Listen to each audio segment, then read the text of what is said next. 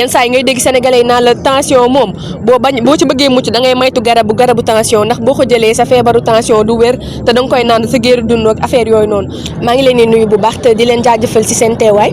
man may Amy Sougou nekk étudiante médecine fari fële ci université bi ñuy wax université Alioune Diop bu Bambey comme que Précieux Care nag dafa am ay section yu bëri bu nekk ay président jiite ko man maay coordonnatrice nationale bu association bii di Précieux Care. waaw marche bii nag dafa nekkoon loo xamante ne nii maanaam lu ñu teniroon à cœur la loo xamante ne nii wax dëgg yàlla bëgg nañ ko def ngir mën a jongal suñuy diggante ñun ak ñi nga xamante ne nii ñooy suñu ay patients suñu ay malades yoo xamante ne nii dañoo am yenn feebar yi notamment feebar yi ñuy woowee les maladies chroniques non transmissibles maanaam maladies yi nga xamante ne nii ay feebaru dëkkaale la te du wér. nekk feebar yu sonal sénégalais yi kon tey marche bi dafa nekkoon occasion ci ñun ngir ñu ànd ak suñu ay malades ngir ñu mën a waxtaan ak ñoom ngir ñu mën a nekk en contact ci beneen lieu bu dul fi nga xamante ne nii moo di Kër Docteur kon tey ñu ànd ak ñoom doxandoo jógee Place de France ñëw ba fi nga xamante ne nii mooy EDK ngir mën a waxtaan ci li nga xamante ne nii xëy na duñ am occasion wax ko hôpital ñu mën ko yaatal fii ku nekk tamit mën nga wax li nga ci xam bu boobaa ñu mën laa wax ay indil ay leeral. waaw diabète ak tension moom xam naa ni sénégalais boo jël dina la wax lu ci ëpp su ma amul feebaru tension bu yéeg comme ni ñu koy waxee am naa feebaru suukar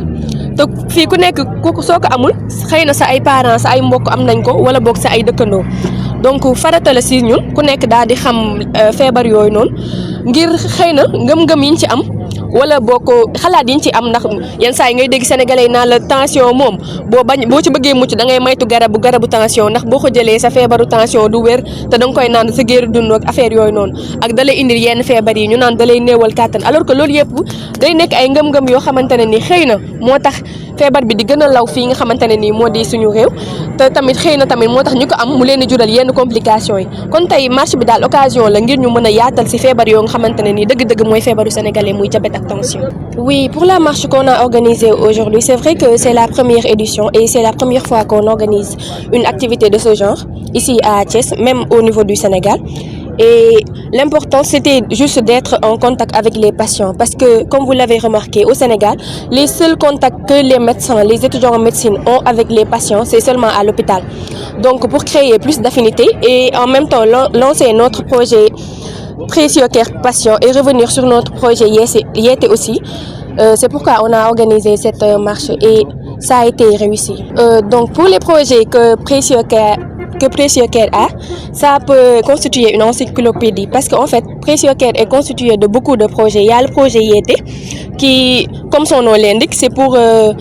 éclaircir certains points que les patients ont sur des choses comme des maladies chroniques, notamment l'hypertension, le diabète, etc. Également, on a le projet Précieux Care Patient qui va permettre de raffermir les liens entre les médecins et les patients. Également, on a d'autres projets au niveau de Thiès et au niveau national parce qu'on est constitué de plusieurs sections. Des sections dans toutes les universités qui ont une faculté de médecine et des sections au niveau de la diaspora. Il y a également la section sud-est. Bon, je peux dire que ces maladies constituent les maladies des Sénégalais. Parce que si on parle de diabète, si on parle d'hypertension, c'est vraiment les pathologies qui touchent fréquemment les Sénégalais. Et ça peut être expliqué par notre mode de vie, parfois même par l'ignorance ou bien de certaines croyances qui ne sont pas le cas. Donc, parler de ces pathologies revient à éclaircir certains points, peut-être même prévenir certaines personnes sur ces maladies-là. C'est toujours nos croyances qui nous amènent à faire certaines erreurs qui peuvent parfois nous porter préjudice. Et si on parvient à faire passer ces messages, à faire savoir aux populations